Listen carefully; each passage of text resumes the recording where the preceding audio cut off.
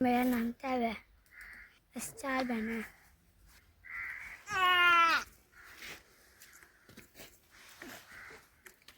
एक साडी बहन में खा जाए, चल फिर नहीं सकती।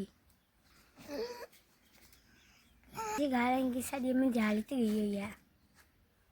साडा अबू झाड़ी तो गया है हालवा ने। मम्मी अबू तो हमें काम से जानते ना। असी ये साडी बहन खा जिस उनका काम करने हैं। उनका क्या हाल है? साडा अबू किधर भी काम लगना किधर नहीं करता। किधर दिहाड़ी लगनी है किधर नहीं लगती। इसके रहने वाले तो पैसे देने, दूध वाले आने पैसे देने ने।